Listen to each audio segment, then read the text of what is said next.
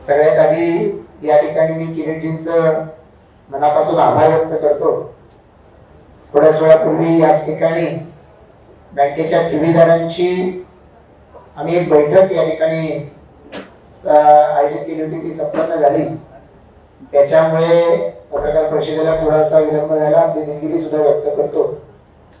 आणि या ठेवीदारांनी सन्मान्य किरीटजींचा हा जो कर्नाळा बँकेचा लढा आहे, या लढ्यामध्ये किरीटजींनी पहिल्या दिवसापासून लीड घेतला आणि म्हणून त्याचा या ठिकाणी आम्ही एक परिवार या नात्याने सत्कार केला। किरीटजींचं पहिल्या दिवसापासून म्हणजे 28 सप्टेंबर 2019 ला किरीटजींनी पहिल्यांदा कर्नाळा बँकेच्या संदर्भानं या बँकेमध्ये घोटाळा झाला असल्याबाबतचं पत्र हे आरबीआय गव्हर्नरला लिहिलं होतं 28 सप्टेंबर 2019 ला। आणि तेव्हापासून या संदर्भातला जो पाठपुरावा सुरू झाला, शासकीय अधिकाऱ्यांच्या भेटीगाठी असतील, त्या भेटीगाठीनंतरही काही होत नाही, मग मोर्चा असेल, आरबीआय वरचा मोर्चा असेल, म्हणजे शहरामध्ये काढलेला मोर्चा असेल, त्यानंतर एफआयआर दाखल झाल्यानंतर देखील पुढे काही घडत नाही। त्याही स्थितीमध्ये मग नंतर महाराष्ट्राचं सरकार काही करत नाही, मग ईडीच्या कडे केलेला आम्ही पाठपुरावा असेल, त्यानंतर कोविडची लाट आली, कोविडच्या लाटेमध्ये 4-6 महिने तर तसेच निघून गेले। तर त्यानंतर सीआयडी कडे पाठपुरावा, कारण सीआयडी कडे केस ट्रान्सफर झाली, आणि त्याच वेळेला ईडी कडे पाठपुरावा। या प्रत्येक मोमेंट मध्ये किरीटजी असल्यामुळेच या सगळ्या प्रकरणामध्ये निश्चितपणे आम्हाला न्याय मिळू शकलेला। आपण इथे उपस्थित असणारी सारी मंडळी आहात, आपण पनवेल आणि उरण नव्या मुंबईच्या परिसरामध्ये गेली 5 वर्ष, 10 वर्ष, 15 वर्ष मोठ्या कालावधीमध्ये आपण सारी मंडळी या क्षेत्रामध्ये पत्रकारिता करताय। आणि हे करत असताना शेतकरी कामगार पक्ष या राजकीय संघटनेविषयी मी आपल्याला वेगळं सांगायची गरज नाही। आमच्यापैकी काही मंडळी त्या व्यासपीठावरती काही वर्षांपूर्वी होतो, पण ज्या ज्या वेळेला कधी लक्षात आलं की आता याच्या पुढे आपण इथे थांबू शकत नाही, श्वास घुसमटतोय, तर त्यानंतर वेगवेगळ्या वेळेला आमच्यापैकी अनेक मंडळी तिथून बाजूला निघाली। आधी का सांगतोय की सप्टेंबर 2019 मध्ये ज्या वेळेला किरीटजी ठेवीदारांची भेट घ्यायला आलेली होते इथल्याच क्राउन बँक्वेट हॉलमध्ये, त्यावेळेला आपल्यापैकी काही पत्रकारांना देखील विश्वास पटला नव्हता की खरोखर असं घडलेलं असू शकतं की यांना राजकीय काहीतरी आपला हेतू साधायचा, कारण निवडणूक तोंडावरती होती म्हणून यांना काहीतरी हेतू सांगायचा आहे। आणि विवेक पाटील तर छातीठोकपणाने सांगत होते की एकेकाचा पैसा मी परत देणार आहे। त्यांनी तर त्याचा व्हिडिओ आता आहे एका चॅनलच्या वरतीच की मी पैसे खाल्ले सिद्ध झाले तर मी स्वतःला जाळून घेईन म्हणून सांगितलं, आणि त्यानंतर काही महिन्यामध्ये त्यांनी स्वतःच कोर्टामध्ये ॲफिडेव्हिट दिले की मी हे पैसे वापरले म्हणून। त्यांनी त्या महिन्याच्या आसपासच कधीतरी त्यांनी विशेष लेखा निबंधकाला लिहून दिलं की जे बोगस कर्जदार आहेत ते बोगस कर्जदार सांगतायत की विवेक पाटलांनी पैसे वापरले ते खरं आहे, हे लिहून दिलं। पण त्याच्या महिनाभर आधीपर्यंत आपल्यापैकी अनेक लोकांचा विश्वास पटत नव्हता, आणि त्यामुळे ही एका अर्थानं एक संघर्षाची लढाई होती। पण तुम्ही पाहताय की संघर्षाची लढाई असं आम्ही त्याचं वर्णन करतो। आज इतके ठेवीदार या ठिकाणी येऊन गेले, 16 जूनला अटक झाली आहे, 16 जूनला विवेक पाटलांना अटक होऊन 19 जूनला तालुक्यामध्ये बॅनर लागतात, राजाचं राजपण, कालपण, राजपण, उद्यापण। मग तुमच्यासारखा आदर्श कसा, आणि आम्हाला माहिती आहे की याही प्रसंगामध्ये मात करून तुम्ही बाहेर याल। आता आमचे महेश गांधी साहेब या विषयावरती बोलतीलच, पण विशेषत्वानं किरीटजींचं मनापासून आभार व्यक्त करतो की त्यांनी या सगळ्यामध्ये जे कागदपत्र मिळत गेली त्याच्या आधारे या ठिकाणी वेगवेगळ्या पातळीच्या अधिकाऱ्यांना हलवलं, जे आजही हलायला तयार नाहीत। म्हणजे एफआयआर दाखल झाली 17 फेब्रुवारीला एफआयआर दाखल झाली 2020 सालाच्या। आधी पनवेल शहर पोलीस ठाण्यात गुन्हा वर्ग केला गेला, फॉरेन्सिक इकॉनॉमिक ऑफिस विंगला सीबीडीला पोलीस कमिशनरच्या अंतर्गत, तिथून नंतर तो गुन्हा ट्रान्सफर झाला सीआयडी पुणे, 17 फेब्रुवारी 2020 ते आजची तारीख बँकेच्या एखाद्या साध्या शिपायावरती देखील महाराष्ट्र सरकारनं कारवाई केलेली नाही। महाराष्ट्र सरकार पूर्णपणानं शेतकरी कामगार पक्षाच्या नेते म्हणून विवेक पाटलांना पाठीशी घालतंय आणि त्याचं आपल्याला प्रतिबिंब दिसतंय की महाराष्ट्र सरकारच्या कडून यांना कुठल्याही पद्धतीचा या ठिकाणी धोका होणार नाही हे आश्वस्त केलं गेलं म्हणून शेका पक्षानं वेगवेगळ्या पद्धतीच्या सेटलमेंट केल्या। आणि आम्ही आता व्हॉट्सअपवरती काही ठिकाणी वाचतोय की शेका पक्ष आता लोकांचे पैसे परत मिळवून द्यायला निघाला। म्हणजे जे 1 लाख रुपयाचं संरक्षण होतं ते केंद्र सरकारनं निर्णय घेतला, निर्मला सीतारामनजी यांनी मोदीजींच्या आदेशावरून आणि किरीटजी आणि देशामधल्या या अर्थ सहकार या क्षेत्रामध्ये काम करणाऱ्या लोकांच्या विनंतीवरून हा निर्णय केंद्र सरकारने घेतला की ठेवीदारांच्या ज्या 1 लाखापर्यंतच्या ठेवींना संरक्षण होतं त्याच्याऐवजी 5 लाखाच्या ठेवींना संरक्षण केलं जावं। 5 लाखापर्यंतच्या ठेवींना संरक्षण देण्याचा निर्णय घेणार केंद्र सरकार आणि क्रेडिट घेणारे जे पैसे बुडवले ते आता क्रेडिट घ्यायला तयार झालेले आहेत।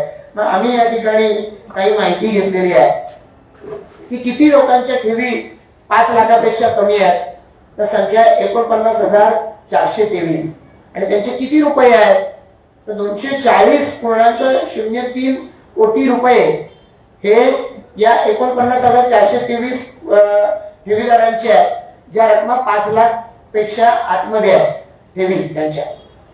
आणि 5 लाखापेक्षा जास्त ठेवीदार किती आहेत तर फक्त 2,551 पण त्यांच्या ठेवी किती आहेत तर 294.55 कोटी।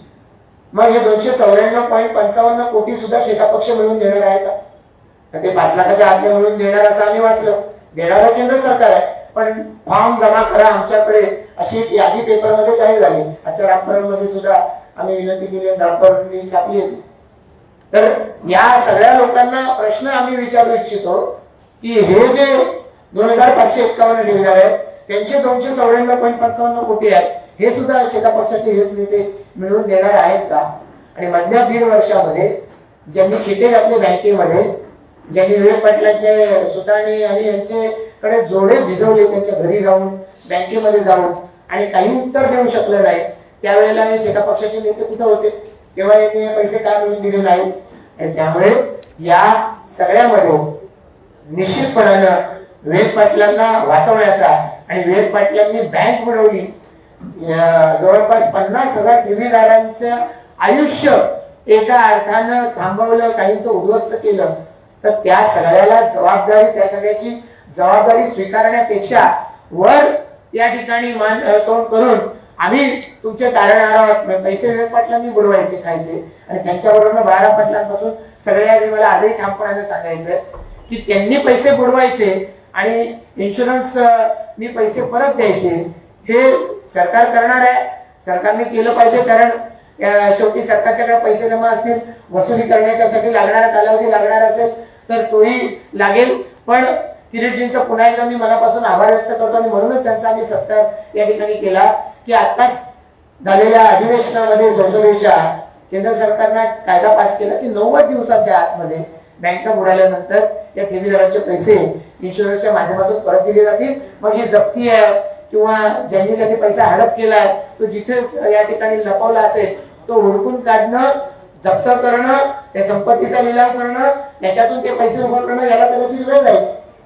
पण ठेवीदारांना मात्र या ठिकाणी तोपर्यंत टांगत ठेवण्यापेक्षा त्यांचे पैसे परत देण्याचा एक अतिशय महत्त्वपूर्ण आणि या देशामधल्या सहकारामध्ये विश्वास ठेवणाऱ्या या ठेवीदारांच्या दृष्टिकोनातून महत्त्वाचा निर्णय या देशाचे पंतप्रधान नरेंद्र मोदी यांच्या नेतृत्वाखालच्या सरकारने घेतलाय। आम्ही त्यांचं मनापासून आभार व्यक्त करतो आणि किरीटजींनी या दृष्टिकोनातून आम्हाला जे सहकार्य पहिल्या दिवसापासून दिलंय त्यांचंही या ठिकाणी मला आभार व्यक्त करायचंय।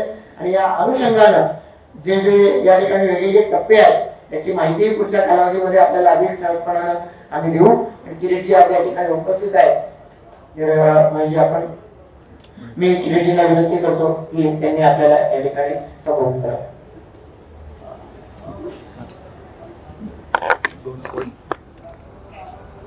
मला या पत्रकार परिषदेकरता उपस्थित सन्माननीय किरीटजी, सन्माननीय आमचे नेते नगरचे आमदार प्रशांत शेठ, अरुण शेठ, रवींद्र पाटीलजी, हरेश केणेजी, सर्व सहकारी आणि पत्रकार बंधू भगिनी, मित्रांनो, मला एक गोष्ट जबाबदारीने सांगायची आहे की गेल्या जेव्हापासून FIR लॉन्च झाला तेव्हापासून महाविकास आघाडी, विशेषतः ठाकरे सरकार हे पूर्ण ठेवीदारांच्या विरुद्ध वागले. एकही शेतकरी कामगार पक्षाने तर बँकच बुडवली, पण शिवसेना, काँग्रेस किंवा राष्ट्रवादी यातला एकही नेता कधीही एवढ्या 50,000 60,000 ठेवीदारांच्या बाजूनी शब्द बोलला नाही. किंबहुना त्यांना वाचवण्याचंच काम केलं. आणि म्हणजे गोवेकरांसारखा एक कर्तबगार अधिकारी जेव्हा याचा तपास करत होता आणि तो फार ॲग्रेसिव्ह आहे, ऐकत नाही, ही जेव्हा इथल्या महाविकास आघाडीच्या सोकॉल्ड नेत्यांनी तक्रार केली तेव्हा त्यांची करोना काळामध्ये फक्त एकच बदली ठाकरे सरकारने केली, ती म्हणजे गोवेकरांना इथून पुण्याला पाठवलं. आणि त्यानंतर तत्कालीन आयुक्त संजीव कुमार यांनी DGला, डायरेक्टर जनरल ऑफ पोलिसना सांगितलं की तुम्ही जर अशा एवढ्या 500-600 कोटीच्या घोटाळ्यामध्ये दबाव करत असाल तर मी हा तपासच CIDला ट्रान्सफर करतो. आणि त्यांनी तो तपास ट्रान्सफर केला. मी हे जबाबदारीने बोलतो, हे ऑन रेकॉर्ड आहे. आणि संजीव कुमारांनी तो CIDकडे दिला. आत्तापर्यंत CID फक्त कदमताल करतंय, रनिंग केल्याचं ॲक्टिंग करतंय, जागेवरच पायवर आपटतंय.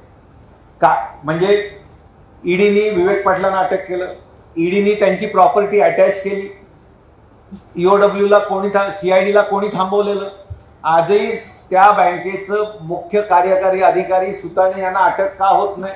संचालक तेवढेच जबाबदार असतात सहकार खात्याप्रमाणे. सहकार खात्याने त्याचं स्पेशल ऑडिट केलं, RBIने रिपोर्ट दिलाय, सहकार खात्याने दिलंय, हायकोर्टामध्ये यांचं एफिडेव्हिट आहे.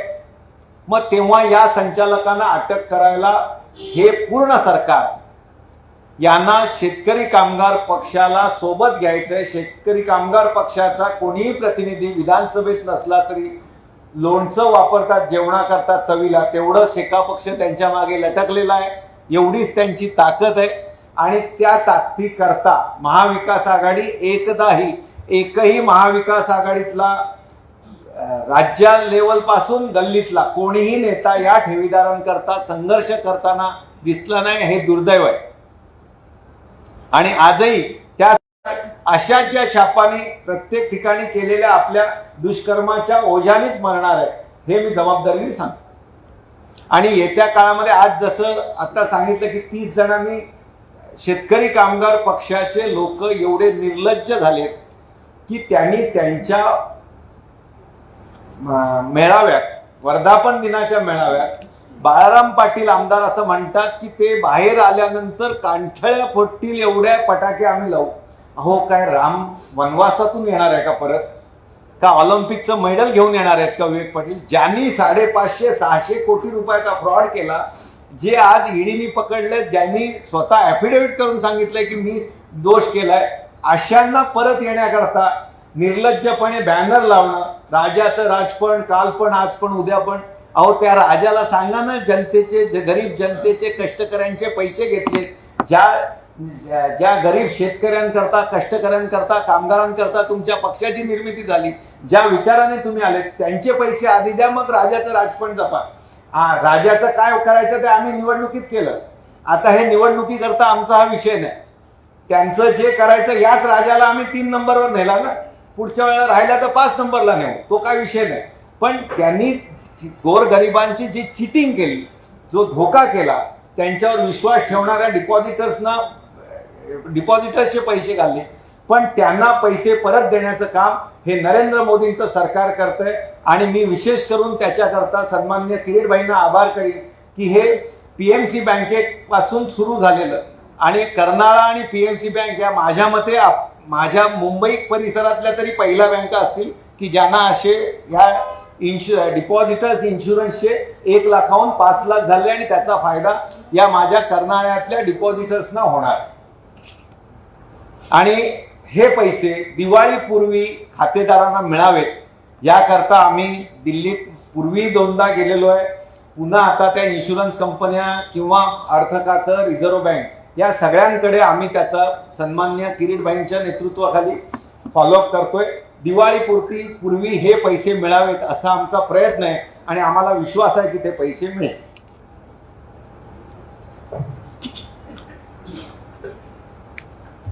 कर्नाटक बँकेसंबंधी प्रशांत आणि महेशनी व्यवस्थित सांगितलंय. या बाबतीत मी एकच मुद्दा मांडणार आहे की एन्फोर्समेंट डायरेक्टरेटने विवेक पाटलांची 234 कोटी रुपयाची संपत्ती जप्त केली. गेली 65 दिवस विवेक पाटील जेलमध्ये आहे. पण ज्यांनी ही कारवाई मुळात करायला हवी आता महाराष्ट्र सरकारने आतापर्यंत काहीही कारवाई केली नाही. याबद्दल मुख्यमंत्री उद्धव ठाकरे आणि पालकमंत्री एक्सप्लेनेशन देणार आहे. कोऑपरेटिव्ह ऍक्ट प्रमाणे शरद पवार साहेब सांगतात की ही अधिकार राज्य सरकारचा आहे. तर पवार साहेब अधिकार राज्य सरकारचा बँका लुटण्याचा आहे की लुटणाऱ्यांवर कारवाई करून त्या छोटे डिपॉझिटरचे पैसे परत करण्याचा आहे. माझा प्रश्न शरद पवार यांना आहे, आपण कोऑपरेटिव्ह बँक सहकार क्षेत्राची बाजू मांडतात.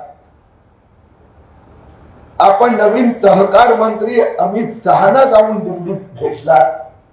आपण कर्नाळा बँकेचा घोटाळा संबंधी केव्हा बोलणार? राज्य सरकारने सीआयडीने अजूनपर्यंत एकालाही अटक केली नाही, कारवाई केली नाही. याच्या संबंधी उद्धव ठाकरे साहेब मौन केव्हा तोडणार? मी आता पत्रकार परिषदेच्या निमित्ताने 1-2-3 आणखी गोष्टी सांगू इच्छितो. काल वाशिम येथे जी घटना घडली त्याच्यावर आज रिसोड पोलीस स्टेशनने 30 शिवसैनिकांवर गुन्हा दाखल केला आहे.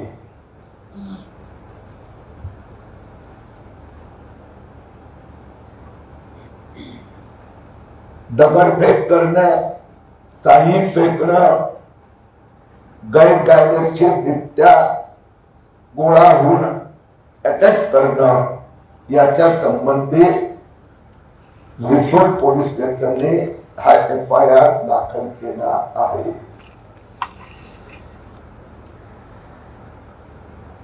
उद्धव ठाकरे साहेबांचे राईट हँड अनिल परब यांच्या विरोधात 5 वेगवेगळ्या प्रकरणात ज्युडिशियल कारवाई हिअरिंग सुरू झालेले आहे. यातल्या 3 लोकायुक्तांकडे आहे. या पुढच्या 10 दिवसात अनिल परबच्या विरोधात लोकायुक्तांकडे 3 वेगवेगळ्या याचिकांवर हिअरिंग ठरणार.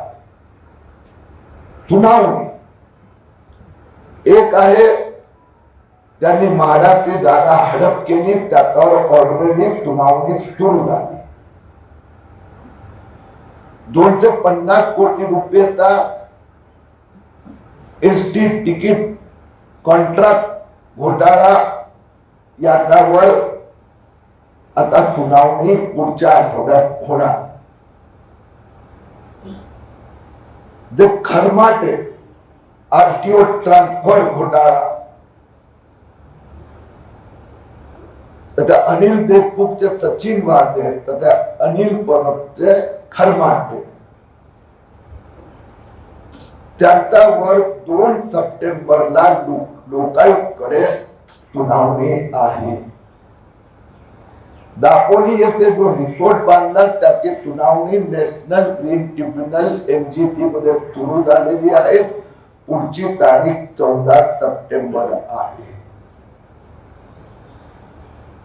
उद्धव ठाकरे साहेब मुख्यमंत्र्यांचे सचिव मिलिंद नार्वेकरला त्यांचा दापोली समुद्र किनाऱ्यावरील बंगलो अनधिकृत आहे म्हणून तो ताबडतोब पाडण्याचे आदेश पर्यावरण विभागाने तो निर्देश दिला आहे.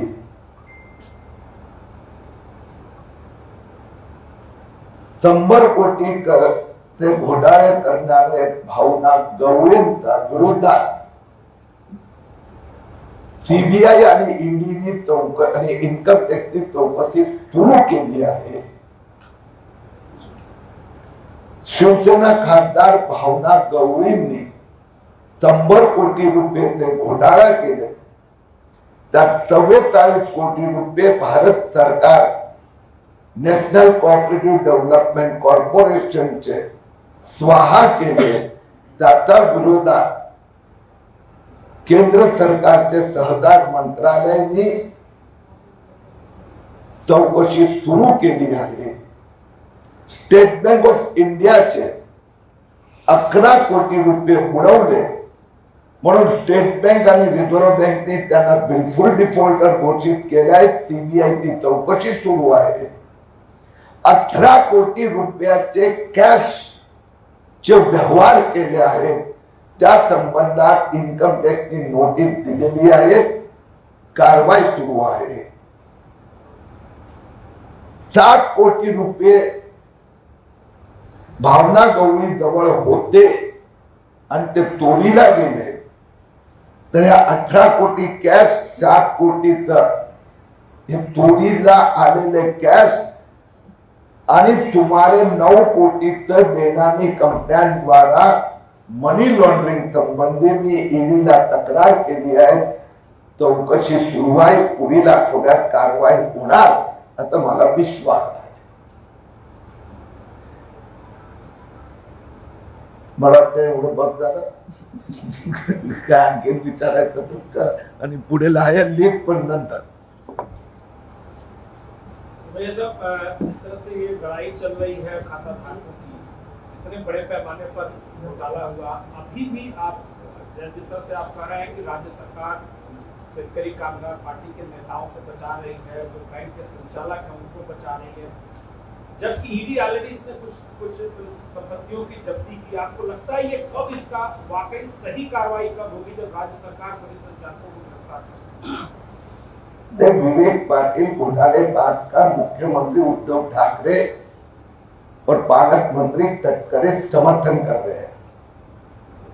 CID पुलिस ने कार्रवाई शुरू की, उनको रोक दिया. तो उद्धव ठाकरे सरकार घोटालेबाज के साथ में और नरेंद्र मोदी सरकार घोटालेबाज को जेल में डालकर डिपॉजिटर का पैसा वापस दिलाने का काम कर रही है. खुद साहब ने कहा, गांधी साहब ने, कि दिवाली तक जो इंश्योरेंस डिपॉजिटर इंश्योरेंस के जरिए पैसा मिलने वाला, किस तरह की तैयारी है ये पैसा दिलाने की और कैसे पैसा मिलेगा? 98% डिपॉझिटर ते पैसे दिवाळीपर्यंत परत मिळेल. जो गेल्या 15 दिवसापूर्वी कॅबिनेटने एक कायद्यात अमेंडमेंट केलं आणि बँकेचं लिक्विडेशन पर्यंत वाट नाही पाहिजे. रिझर्व्ह बँक ज्या दिवशी बँकेच्या व्यवहारावर निर्बंध आणते तेव्हापासून 3 महिन्यात 5 लाख पर्यंत ठेवी विमाचे पैसे परत देण्याची प्रक्रिया सुरू व्हावी. 100 दिवसात पैसा परत द्यावा. असा अमेंडमेंट 15 दिन के पहले मोदी सरकार ने किया है और उसका पहला लाभ कर्नाटक बैंक को मिलेगा. सर, एक प्रश्न है और त्याची प्रक्रिया एक तो सगळ्यांसाठी फायदेशीर आहे. जवळजवळ 52,000 डिपॉजिटर्स है. उन्होंने अपनी ब्रांच में एक फॉर्म भर के देना पड़ेगा। वो फॉर्म कैसे भरना, काय करायचं, त्याच्या संबंधी हे दोघे जण आणि मी डिपॉझिट इन्शुरन्स कॉर्पोरेशन, सहकार मंत्रालय, रिझर्व्ह बँक ऑफ इंडिया, सहकार मंत्रालय, भारत सरकार यांची आम्ही पुढच्या आठवड्यात भेट घेणार आहोत। आठवड्यात त्याचा फॉर्म बँकेच्या ब्रांच मध्ये उपलब्ध करून देण्याचे आम्ही व्यवस्था करू। एक प्रश्न असा आहे की ज्या पद्धतीने हा घोटाळा समोर आला आणि संचालक मंडळावरती फक्त अध्यक्षांना अटक झाली, बाकी संचालक मंडळामध्ये कोणाला अटक झाली नाही, तर मग यापुढे काय तुम्हाला काय वाटतं? हे या गोष्टीला फक्त विवेक पाटीलच जबाबदार आहे की पूर्ण संचालक मंडळ जबाबदार? यात जे विवेक पाटीलला अटक झाली आहे ती ईडीने केली आहे। ईडी घोटाळ्याचा तपास आणि घोटाळ्याची सजा ईडी नाही करू शकत, ते ठाकरे सरकारच्या पोलिसांनी करायची आहे। ईडी मनी लॉन्ड्रिंगची विवेक पाटीलने 234 कोटी रुपये बँकेचे बेनामी 64 खातेदार उभे करून बेनामी कंपन्यात वळवले, त्याबद्दल ते जेलमध्ये आहे।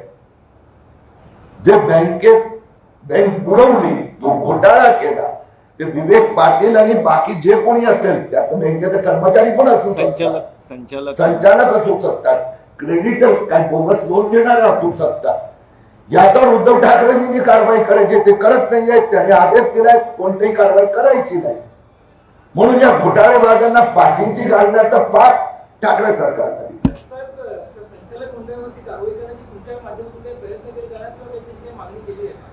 आमच्यामुळे ती केस आमच्यामुळेच रजिस्टर झाली, आमच्यामुळेच नवी मुंबई आजपर्यंत किमान 15 वेळा आम्ही पोलीस अधिकाऱ्यांना भेटलोय, पोलीस सीआयडीला भेटलोय, पोलिसांना भेटलोय, विधानसभेच्या पायऱ्यावर बसलोय, विधानसभेच्या आत भेटलोय, सहकार मंत्र्यांना भेटलोय, सहकार आयुक्तांना भेटलोय, सीआयडीच्या डीजीना भेटलोय, सीआयडीच्या डीआयजीना भेटलोय, अनेकांना भेटलोय। सगळ्यात पहिली गोष्ट नाही, एक मिनिट, सगळ्यात पहिली गोष्ट पोलीस आयुक्त संजय कुमार होते त्यावेळी तिथे जाऊन FIR दाखल करण्याचं काम या दोघांनी केलं।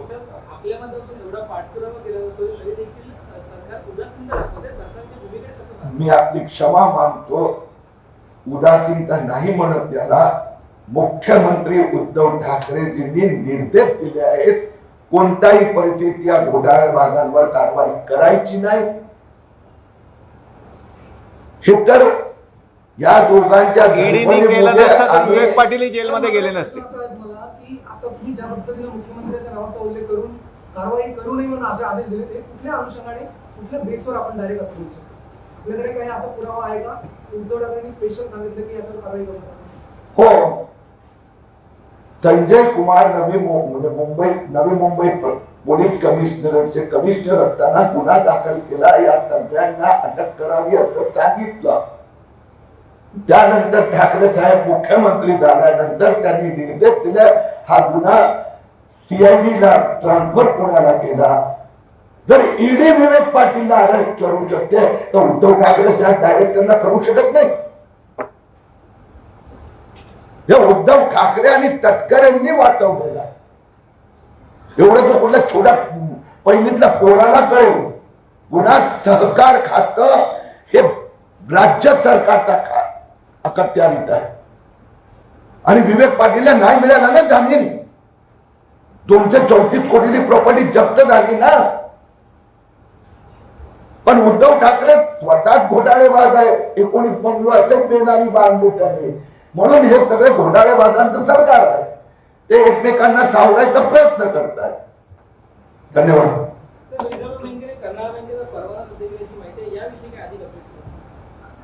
कशा संदर्भात?